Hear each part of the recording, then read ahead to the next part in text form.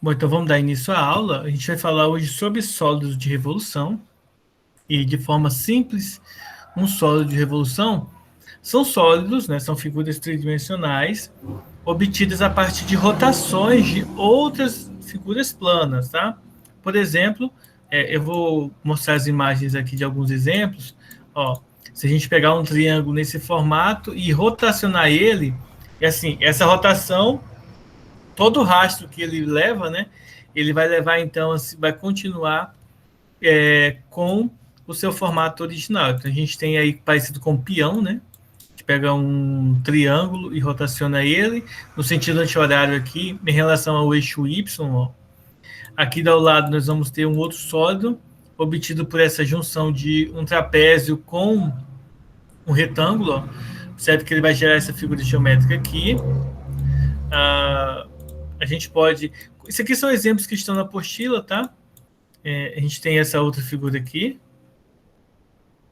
E, por fim, são esses 4 exemplos que a apostila traz para a gente, tá? Então, esses são exemplos aqui de figuras geométricas que são obtidas a partir da... Sólidos geométricos que são obtidas a partir da revolução, ou seja, de você dar uma volta em torno de um eixo dessas figuras aqui, indicadas aqui. É interessante vocês notarem que lá no finalzinho do livro, deixa eu pegar aqui a página exata, a gente vai ter a parte teórica, e na parte teórica ele vai indicar para a gente algumas coisas importantes, interessantes, tá? Sobre o sólido de revolução. Ok?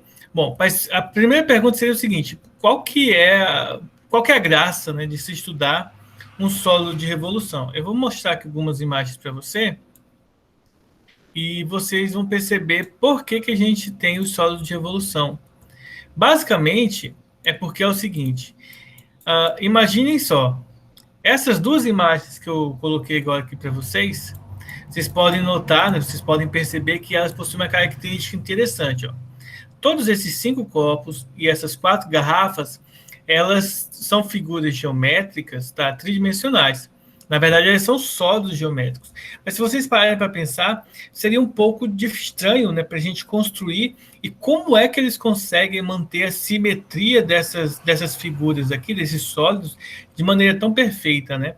Então, por exemplo, se a gente fosse confeccionar um sólido como esse, a primeira pergunta é como que essas linhas ao redor da garrafa, como que esse formato que o copo tem, como que eles conseguem fazer algo tão, digamos assim, perfeito do ponto de vista da simetria do objeto. Ou seja, esse lado aqui do copo, por exemplo, ó, é igual a esse outro lado do copo, que ele tem a mesma distância aqui, então é bem feitinho. Então, como que obtém-se esse tipo de sólido, né? Aí a resposta seria justamente utilizando uma figura plana, tá? Como molde, e a partir desse momento você rotaciona essa figura plana, obtendo então um sólido com características iguais em todas as direções. E isso aqui é interessante justamente porque por conta da facilidade da reprodução dos detalhes, como, por exemplo, os detalhes aqui na garrafa de água, ó, esse daqui, ó, esse detalhe aqui, que, tipo assim, você observar, a ideia seria como reproduzir esses detalhes sem utilizar esse sólido de revolução, que ficaria um tanto quanto difícil, tá? Essas informações estão a partir da página 28 da Bienal. Esses sólidos que são construídos dessa maneira são chamados de sólidos de revolução. E aí a gente vai ter 2 sólidos que são principais. Eu vou expor eles para vocês agora. Um deles é chamado de cilindro de revolução. Isto é, a gente constrói o cilindro a partir de um formato básico, tá? Como esse aqui. Observe que foi pegado o retângulo.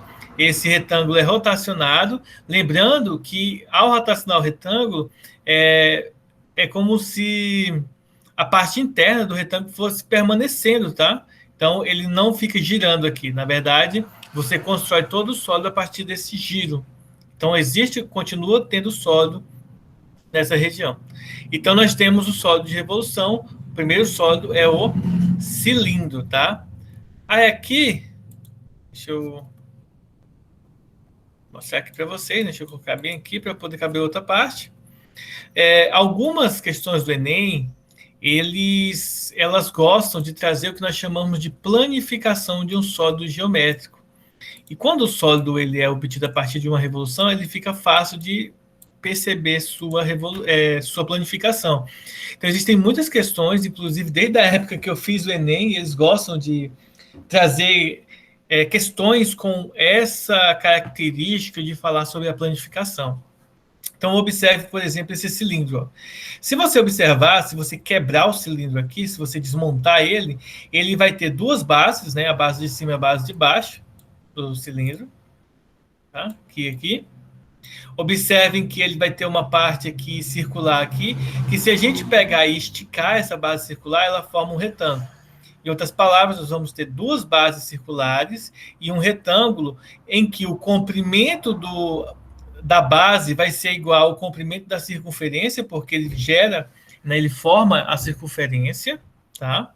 Então, esse é um ponto importante aí, dessa forma que a gente tem de analisar, tá? E a altura permanece sendo a altura básica do cilindro. Então, esses são dois pontos importantes aí na planificação do sólido.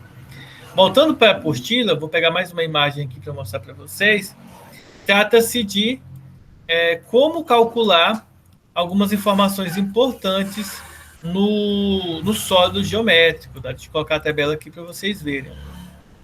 Na construção do sólido geométrico, existem algumas coisas que são importantes, como, por exemplo, o cálculo da área, tá?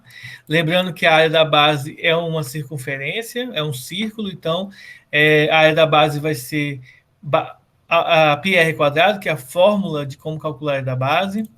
A área lateral vai ser a área do retângulo, então vai ser 2πrh, ou seja, na verdade é base vezes altura, mas como a base é 2πr, fica 2πrh. A área total vai ser a soma, né, da área lateral com as duas áreas da base. Lembre-se que o cilindro tem a base de baixo e a base de cima.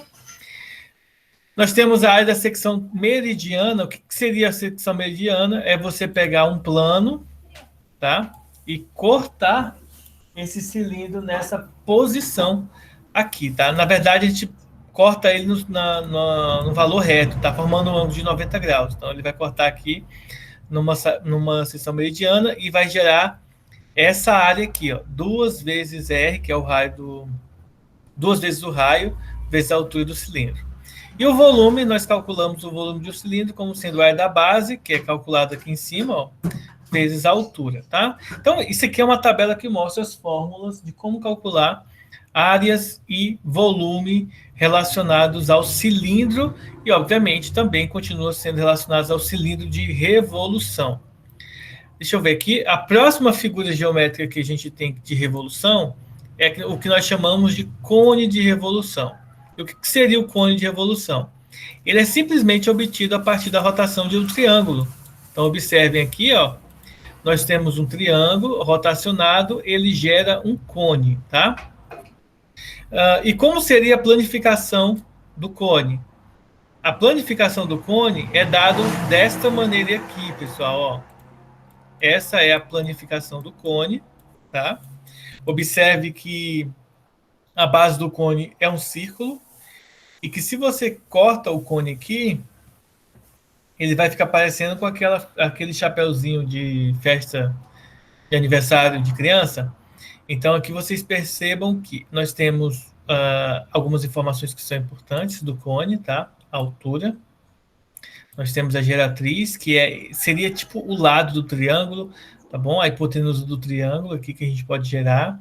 E aqui a base, aqui na base nós temos o raio do triângulo que pode ser gerado aqui através do cone, tá? O triângulo que gera o cone aqui.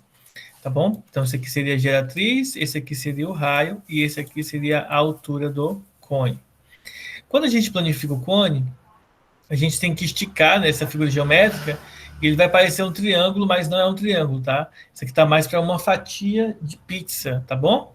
Esse comprimento aqui é o comprimento da circunferência, tá? Ou seja, 2πr, que é a forma do comprimento da circunferência. Isso aqui é a geratriz. E esse ângulo aqui é o ângulo gerador do cone, tá? Nós utilizamos em alguns momentos para estudar o cone de maneira bem simples, tá? O próximo passo aqui nós iremos não, né? Eu mostrar para vocês aqui o conjunto de fórmulas que nós temos para o estudo do cone de revolução.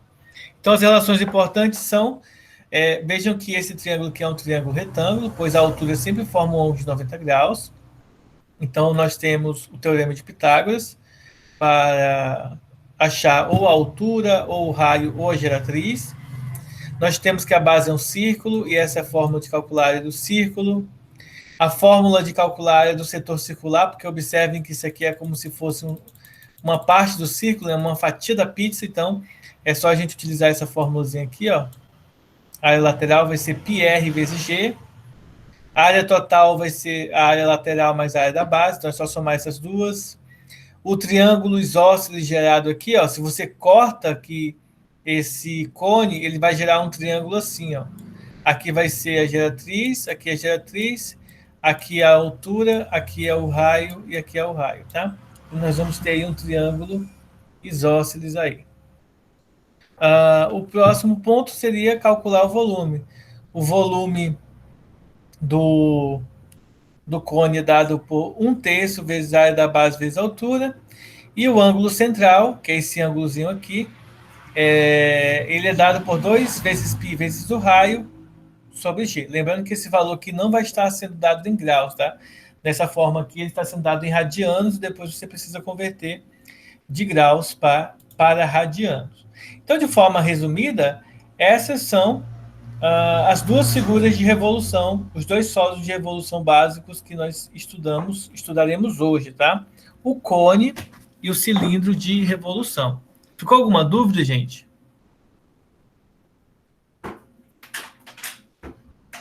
Oi, oi.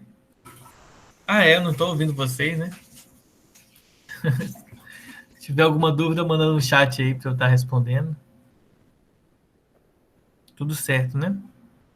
Bom, então o que a gente vai fazer, né?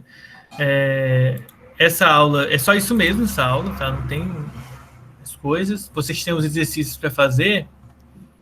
E aí eu vou deixar o seguinte, vou deixar vocês fazerem os exercícios, tá? Usem as fórmulas de revolução aí para poder calcular e resolver os problemas, tá? Os exercícios em si, tá bom? Eu vou deixar para vocês fazerem hoje, agora, e amanhã eu corrigir esses exercícios com vocês, tá?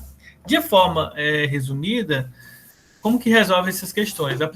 Vendo o que precisa para calcular e aplicando as fórmulas, tá? Então, eu conto com vocês, eu vou fazer chamada, e em seguida eu vou estar